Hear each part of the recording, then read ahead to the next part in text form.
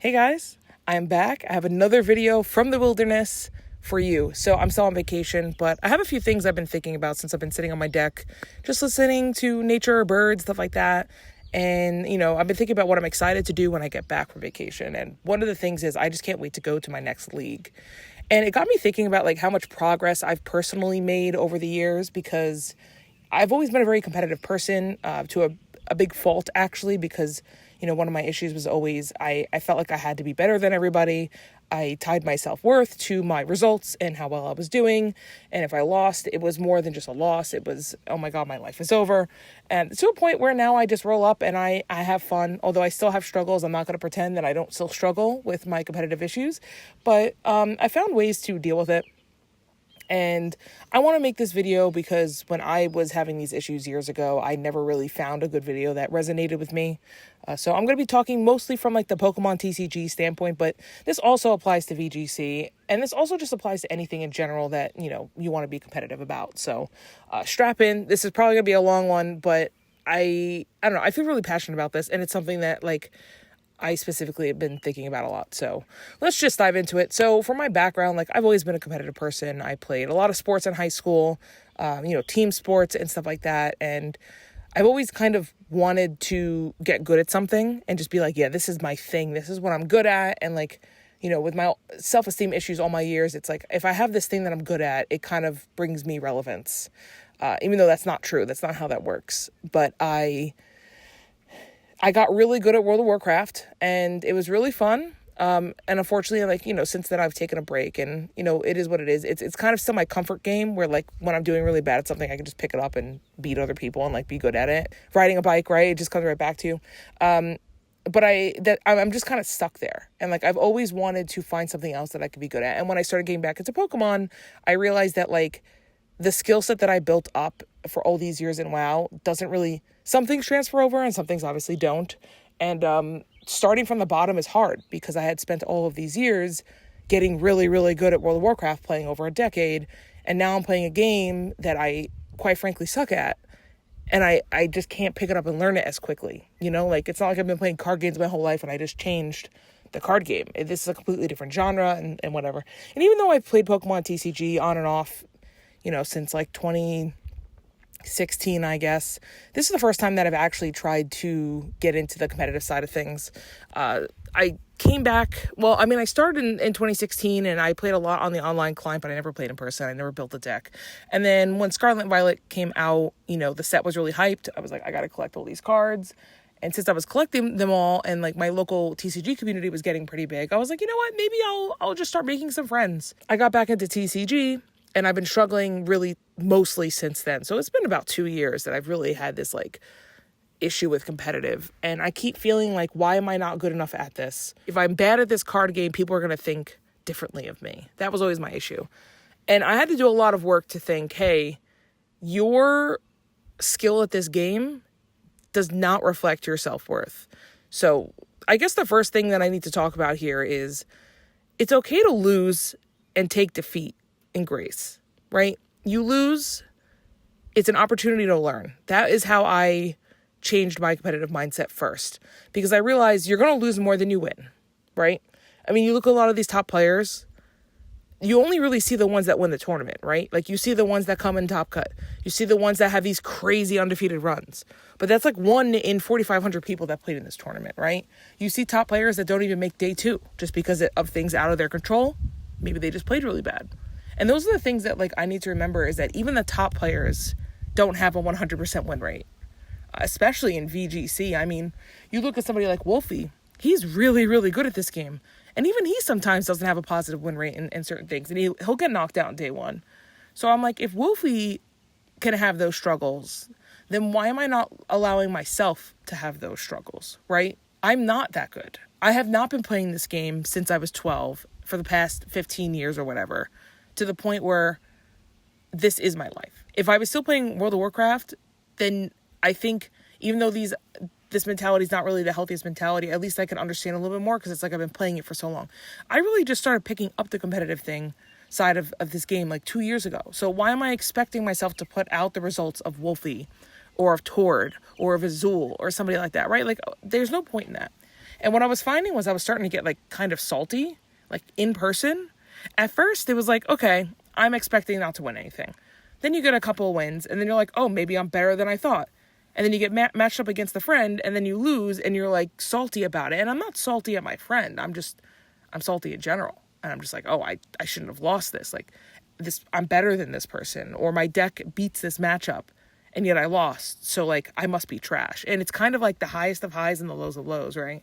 And one of the things that I really hated about myself was when I would get salty against my friends, because I didn't want them to feel bad about beating me. You know, if you beat me, you deserve to win that. I can't help but be upset that I lost and that I felt like this was something I should have won. Like there's been times where I played a matchup that I should have won 100% and then I didn't because of something maybe out of my control. And then I get upset about that. So that got me thinking too, like, I don't want to be that person that people don't want to play against because I get salty. Because there's definitely those people that exist, right? You know, I'm sure if you guys are watching this video and you go to League, you know at least one or two people that like everybody knows is the salty loser. And I'm like, I'm turning 33. I'm playing a children's card game. Do I need to be getting salty over these kinds of things? You know, I have a lot of other things in life I have to worry about. And this is not one of them. Maybe 10 years ago. And even then it doesn't excuse the saltiness. But at least it makes a little bit more sense. So I don't know. That's something that I've been working on, which actually brings me to my next thing. You know, one of the things I realized I needed to do to get better was actually go to in-person events. The problem that I had was I kept playing online, and not that I would get super high on the ladder, but like you're playing against a different group of people. It's a different meta. Your local group has its own meta, and you learn and you meet people in person, and it's a lot harder to do that online. I'm not saying it's impossible. You know, you can go find a Discord group somewhere or whatever, but going in person, you meet people, you play against the same people, they invite you over, play a couple games, you meet at the shop, you play a couple games, maybe then you join a Discord and you talk to people and like throw lists at each other. I mean, we have a lot of people in my area that have even formed like testing groups just because they met each other at League, they vibed, and now they're getting better and better and better. And I think that it's super important to sit down and realize that even though this is a single player game, it's really not. This game, honestly, any game, even if it's a solo sport, you only get better with friends. Because if you think about it, let's just say you spend 10 hours a week practicing, right? And it's only you. You just got 10 hours of practice. But let's just say you have two more friends that play, right? And you all play with each other, or you all play separately and then convene with each other. That's 30 hours of practice in 1 week. You see how that works? It's like things add up real quick once you put more people in the picture. And if you look at a lot of these top pro players, they're all in testing groups. But it doesn't mean that you have to be a pro player to do a testing group. Like I said, I have a lot of local testing groups in my area that play a lot and they do well. And I sit here and I'm like, why am I trying to bash my head against the wall to get results when it's just me practicing against myself or at my local league? So one thing I want to work on this season is finding some more friends that I can play with and practice with on a regular basis. Whether it's TCG or VGC, I'm not entirely sure yet, just because I don't know which one I really want to focus on going into next season. But don't underestimate the power of friendship. Like, truthfully, that is probably the most important thing that anybody can do to increase their gameplay level. You know, you can go out there and you can buy these Metafy videos. You can go out there and watch YouTube endlessly. You can go and play all day long. But nothing, in my opinion, is as powerful as having a friend group or a couple of people that you could just riff off of, throw ideas off of, and learn. Because you all learn faster and you all get more comfortable playing the game, and it actually helps that anxiety. Remember, you have to align yourself with people that have a mental attitude and an approach to the game that is similar to yours. You know, if you are trying to get better at the game, don't play with somebody who's already just so good and is going to look down upon you and not play like meta decks or tell you that you're always wrong. That doesn't foster a good growth environment.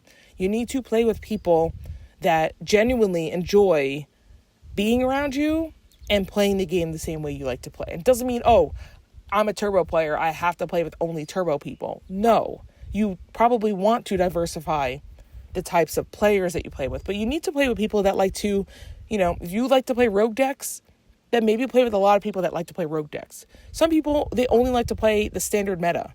That's fine. There's nothing wrong with that at all. But then make sure you play with people that like to play that and not people who refuse to play anything other than a rogue deck because you're not really going to get the practice that you're looking for. You know, you got to take everything in moderation. You always have to approach things with an open mind, but you also have to kind of know what you're looking for. And it's like kind of like with dating. Not that I want to get into that on this channel, but it's like you gotta kind of know what you want, but also go into it with an open mind because there might be something that you didn't know you wanted out there. So, which again leads me into my next point.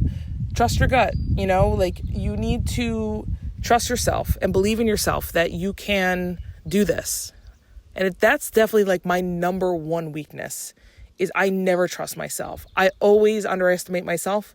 I always think like, hey, I'm not as good as this player. So this player is just going to beat me. Like I've already accepted defeat before we even play. Before we even take our first 7 cards, I have already accepted defeat. And that is just so unhealthy because you're not even giving yourself the chance to win. It's like giving up and not even throwing the ball. Sure, maybe you miss, maybe it's a bad throw, but at least you threw it and you tried and you learned next time, hey, let me aim it differently. Let me do this differently. Another problem that I have too is like when we're getting towards the end of the game, I see my opponent's win con and I'm like, oh, you win. Like I just give up. Like I can't beat this. But like maybe a turn or two later, I top deck something that would have changed the entire game that I didn't see. And that's something that I also need to work on, especially with VGC, because I just don't fully understand VGC as deeply as I need to. And I just give up. There's just so many unknowns that like, as a newer player especially, or even just like an average level player that you just don't know, there's no point to give up. And it's a really bad habit that I've picked up from watching years of streamers on Twitch who are a lot of high level players that they understand the game at such a deep level. They may say, hey, listen, I know I have no outs. My opponent has this out. I'm just going to give up, GG, go next, and go get another practice game in. But, like, I feel like for 80% of the players that play any game, basically, probably closer to 90% of players, you don't know if the game is truly over. I mean, you're just doing yourself a disservice. Like, you're not allowing yourself to play it out and learn because, you know, a few turns, a lot can change in that. The next thing, too, is setting appropriate goals. I have this, like, weird, like, inverse curve issue where like when I first start, I have like zero expectation on myself because I'm like, oh, this is my first game. Like, obviously I'm going to lose this, but like, let me approach it and learn. And then I start having fun with the game. And then next thing I know, you know, maybe I'm 10, 15 games in and maybe I get a win or two. And it's like, okay, cool. I'm starting to get good. And then for some reason, I like suddenly put all of this pressure on myself that I have to be the next Wolf Glick. And I'm like, oh yeah, you know what? Now that I won these 2 games, like now I'm going to win out. And then when I don't win out because, you know, for obvious reasons, I get upset. And then I start to like fall again. And then I go, oh my God, I'm the worst player ever. And then that's kind of like what keeps happening, right? Like, I'm like, okay, I accept the losses. And now I expect a lot, but I'm still losing. And then I fall and I'm like, well, I should be expecting to win, but I'm not. And then therefore, either I can't do it or something like this is, you know, completely out of my control. Maybe I just don't deserve it or whatever. And the only way to fix that, honestly, is just by setting appropriate goals. So you have to realize not everybody could be number 1. Not everybody could be Tord Reklev or Wolf Glick or Azul or Jason Klaczynski. Not everybody can be those people. They're who they are for a reason. They played the game for a long time. They dedicated their lives to this game. Maybe they're doing Pokemon full time. Maybe they've just been playing since they were 6 and now they've been playing for 20 years. You know what I'm trying to say?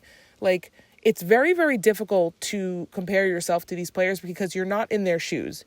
I mean, you could always take into account too, like maybe this player just like the way their brain works. Maybe it's easier for them to study the game and understand the game. But honestly, 95% of it is just time and practice. And tying this back to the thing I was saying about goals is I work full time, even though at the moment I'm in between jobs, but 9 times out of 10, I am working full time. And my full time is usually 60 to 70 hours a week. Makes it very difficult for me to go to League during the week. My weekends end up being chores, and I can't even go to all the cups and challenges that I want to go to. On top of that, in my free time, I'm usually so tired that I don't even get good practice. So what I try to do is I just throw myself at the game in my free time, and I'm not even getting like good practice out of it. So why am I now setting goals for myself of winning all these cups, day-twoing a regional, and doing all these things that are honestly just not likely with my lifestyle? Not saying that I can't do it. It's just I have to start small. build up the fundamentals, and then get to the next step. So I'm not saying there's anything stopping me from day twoing a regional. I'm not saying there's anything stopping me from getting a cup. But why is that my first goal when I barely have that much time to practice? So taking into account all the things that I said earlier, which was finding friends to play with and trying to experiment and trusting your gut and stuff like that. When you put that all together over time, you will naturally just see those improvements. So for me, that goal has gone down a little bit to, I just want to get the ACE trainer rewards, which is the 200 points for playing throughout the year. You know, you can get that a few ways. In TCG, you can get that through cups and challenges. You know, going to a regional, I think you have to day two to get points. I'm not entirely sure how it works with TCG, but, you know, doing okay at a few regionals, maybe in internets, and, you know, just having fun and doing stuff like that. With VG, you have a couple other options. You also have the global challenge as well. So, you know, it's something that I think for a year-long goal is something that I can work towards, and I have multiple opportunities to get that. Day twoing a regional just puts a lot of pressure on me because honestly, I'm probably only going to go to 1 or 2 regionals this year, if any. So why am I going to put all of this stress on me just for those specific 2 chances, when at least I feel like with the 200 point system, I have a lot of chances to grind that. And then it also just shows growth over time as well, right? Like I can easily track the challenges I go to, where I rank, how many points I get and stuff like that. And then plus you get a physical reward out of it. So for me, it's, you know, good. So I guess what I'm trying to say is, to me, that's an appropriate goal that I can set that is, I think, obtainable, and also something that's tough. You know, it's obtainable for sure, but I'm going to have to put the work in. I'm going to have to dedicate a lot more time, maybe reprioritize a couple of things to be able to hit that goal. Sometimes the thing you need to prioritize is not necessarily the goal itself, but the journey to get to that goal. You know, everybody wants to sit there and raise the trophy. Everybody wants to sit there and be the one that people talk about on Twitter or on YouTube. You know, you get the interviews with the podcast. Maybe you get a local newspaper to write about you. Maybe you get invited to the White House. I mean, people want that, but you have to also appreciate the journey of getting there. Otherwise, you're never going to get there. And what I mean by that is you have to enjoy the practice. You have to enjoy the journey of seeing the improvement over time. You know, not just playing 20 games, showing up to a cup, and then going 2-5 and crying because you did so bad at that cup. Well, I practiced all this much. Why didn't I do well? Practice doesn't always equal short-term gain. You have to do it over time. It's like weight loss, right? You can't just lose 200 pounds in a day. But if you want to lose that much weight, you have to do it slowly over time. And sometimes it fluctuates, right? You know, sometimes you're like, hey, I'm losing 2 pounds a week. This looks great. Wait, how come I stepped on the scale and I'm 3 pounds heavier than I was last week? It's like, especially as a woman too, your body just, you go through all these changes. And that's also something that I've struggled with for basically my entire life, which is I go through these periods of losing weight and then I gain a couple pounds and then I give up. You know, something that happened to me once was I was playing in this local league and I was getting better. I was starting to actually win a couple of matches instead of just getting lucky and winning because my opponent bricked. I was actually playing well. And I actually top cut a local. It was a local of 12 people, and I got second. And I was like, wow, this was my first top cut. And it wasn't a challenger cup. It was literally just a weekly league. And that feeling was amazing. I remember being like, wow, I'm actually starting to get good at the game. And I was so proud of myself. And now I'm like, okay, the next time I show up at a league, I don't expect to win, but I'm gonna top cut. I'm getting good. I beat all these good players. And then I got last. And I was devastated. I was like, how? I just top cut. Shouldn't I at least be in the top half? It was so bad. And then I went to another league and I didn't get last, but I didn't get points again. And it was crazy. And I sat there and then I showed up at a cup and I just got blasted. And I was so upset. And I ended up taking a break for a month. I didn't realize that I had that high, but it wasn't a consistent high. That was just my first time hitting that goal, right? I feel like you only have room to be upset at yourself if you consistently hit this top goal and then maybe you underperformed. Okay, you know, you should still forgive yourself, but at least that makes a little bit more sense, right? Because you kind of expect this level. You have a proven track record of being day twoing. I'm not at that point yet, and I need to kind of work on rewiring my mind because that line of thinking for where I'm at the game is not healthy, and it's going to set me back more than it helps me move forward. So that just goes back to enjoying the journey and not the ending, because I'm not going to be lifting that trophy all the time at the moment with my current skill level. And I have to enjoy the grind of like showing up to these things and actually playing and being like, you know what, I played better than I did yesterday.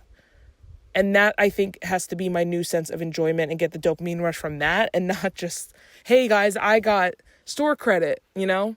You have to take the pressure off. That's the other thing. You have to learn that winning is not everything. Especially, you know, if you're going to be a little bit older playing these games, you're playing against people that are in college that have all of the free time. I was there, I know. When I was in college, I played so much World of Warcraft. I got really good at it. And I look at how much I played back then and how much time I have now. And I'm like, first of all, I don't even have the time. And then the time that I have, which is like half of the time I had in college, I'm tired. And I'm not going to get good practice. Why am I putting this pressure on myself? It's just unnecessary. If I take the time to properly prep, and then I take the time to play at my best ability, I have to be happy with that. And I'm also not a good deck builder, you know? And it's not that I can't be one. It's just at the moment, I don't know enough about the game to be able to sit here and say, this is going to be a great 60. Let me try this. I'm still at the mode where I'm just kind of taking other people's deck lists, and maybe I tech out 1 or 2 cards for my local area. Like, I remember last year I was playing Charizard, and you don't normally run Devo and Charizard. You can, but there were so many Charizards in my area that I just ran 2 Devo, because I was like, I can literally just win games off a Devo play. And I did. I that's actually the local that I top cut, was the one where I ran 2 Devos, because the other Charizard players weren't running Devo. Everybody was running Candy. That's something that I want to work on. I want to get better. Same thing applies for VGC. And I have taken some steps to actually improve that. I want to talk about that just lightly too. With VGC, I decided to approach it where there's so much of that game that I just don't understand, and it's such a knowledge check that I started to play a lot of draft matches. That's why I joined that draft league, because I wanted to learn about a lot of the Pokemon that you don't normally see, and also it forced me to team build. Like, it forced me to learn how to use Taunt, right? Encore, how to use AoE moves, follow me, protect my carry, or maybe use some tanky mon to buy time, play through Trick Room or Tailwind. Like, all these other modes that I was not exposed to while playing the VGC meta, that I actually legitimately feel like I have gained more knowledge and have improved at VGC more than I have for anything else in recent time. And again, I'm not good at VGC. I'm not out here being like, yeah, guys, I'm going to go day 2 my first regional. But I just feel exponentially better and more confident about my VGC gameplay just by going back to the fundamentals and back to the basics. I started out VGC stealing teams. And then when I got forced to make my own team, because I can't steal somebody else's draft team, my draft team is unique to me in a format that's unique to the league I'm in. And when I was forced to finally start team building, I had to confront that. And funny enough, I've actually won a couple of awards in my league for like unique team building, or like most like crazy play, or like prep. You know, my Hyper Beam Drampa play, like that got me a lot of attention. So the only thing about being on the outside is there's a ton of bugs. Sorry about that. And then, okay, last thing I want to talk about is just kind of going off the stealing deck lists and team sheets type thing. You need to be efficient with your time. As I mentioned before, I work full time.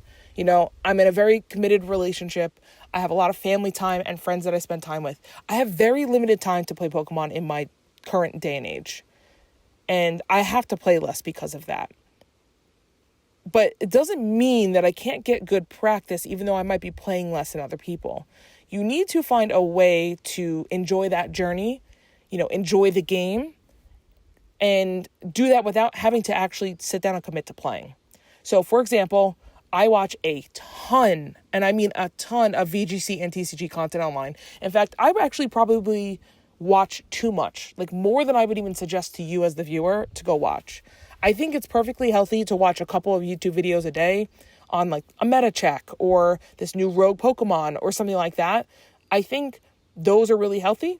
And then combine that with maybe an hour of gameplay. So maybe, you know, if you have the time to spend 2 hours a day or even 1 hour a day, break that in half and have watching some content and actually practicing. So like what I like to do, for example, is I have a lot of podcasts.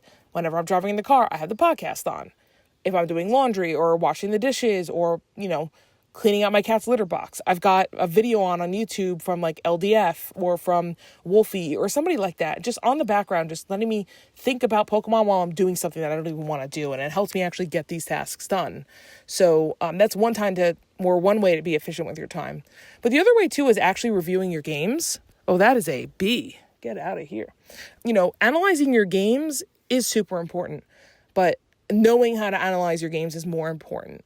A lot of the time you look at a game and you're like, oh, if only I just didn't get crit here, right? If only I didn't have this one thing prized, this could have been a whole different game. And I'm guilty of that, and I still am. But I am trying to approach it more of like, hey, what went wrong? At what point was I in control? And at what point did I fall behind? And it's been a little bit easier for me to do that with TCG because I think fundamentally TCG is a little bit easier than VGC. There's a lot less factors that are in play. But with my VGC draft matches, I have been going back and doing that analysis. You need to find the pockets of time to do all three of those things. Play efficiently, study, and review. Those are like the three biggest things. And as hard as it is, you need to analyze the losses. There's a lot of times where I look at a loss and I'm like, this is so painful to watch. But it has to get done. And those are the ones that I learned the most from. I've had a couple of wins. And I win, and I'm going to be quite honest with you, I don't know why I won them. And it's kind of hard for me to watch those, because it's like, yeah, cool, I'm going to watch this like crazy play that I had, like the Hyper Beam Drampa. But why did the Hyper Beam Drampa win? Why was it good on that turn? Why was it good into this team? How did the opponent respond? And what could the opponent have done to stop the Hyper Beam Drampa? Like, I was very lucky that my opponent didn't really have an answer to the Hyper Beam Drampa. So that's something to consider as well. But like, if I was just looking at it at face value and being like, oh, I won, so I obviously did everything correctly, then I don't grow from that. So those are just like the thoughts that have been running through my mind of how do I get better and why have I been improving over these last few years? Even though I haven't gotten any results yet, and even though I haven't really proven myself even in my own local area, I do see the improvement, and that makes me happy. And I think because I've shifted my mindset away from I have to win and more towards let me make friends, have fun, and just learn the game, the wins will come later. And I've been having more fun and I've been getting burnt out less. And I think that's the most important part about this whole thing is do not burn yourself out because you have unrealistic expectations put on yourself. I think the hardest part about that is actually realizing that you're doing that to yourself. Not to get too philosophical, but it's like it's very easy for you to just think like this is what's going to happen. This is nice. And maybe you just have a lot of confidence in yourself. And then when it doesn't happen, you get upset. It's very hard for you to look within yourself and say, yeah, you know what? This was an unrealistic expectation because I expected myself to win and I didn't win. So because I didn't win, it's somebody else's fault. Or I didn't win only because of this other thing. Instead of looking in the mirror and saying, maybe I didn't win because I just didn't play enough. I just didn't play good enough. I didn't play the right list. I got countered by a matchup I couldn't win, right? Those are the things you have to look at. So anyway, I think I've ranted long enough. This has been a half hour basically. So I don't know. I want to hear from you guys. Like, how do you guys prepare yourself mentally for these kinds of competitive things? Please leave a comment down below. I'm very curious what you guys think. I want to learn from you as well. So hopefully this video helped a few of you out, and please help me out too, because I do think I have a much healthier approach on this whole thing now, and I'm happy with where I'm at, especially with the new season around the corner. I feel like this is the time for me to really lock in, and I'm going to tailor my year coming up to allow myself the time to actually attend events. Because that's the other thing too, is like this year I just haven't had the time. I haven't had the weekends to actually attend these events and actually put my practice into play. And then on top of that, I also want to attend these events and make friends and actually have practice partners. So, yeah, let me know what you guys think in the comment section below. And also let me know if you like this type of video, because I enjoy this kind of thing, although I don't know how good I am at it. So anyway, all right. Thank you guys so much for watching, and I guess I'll see you in the next video.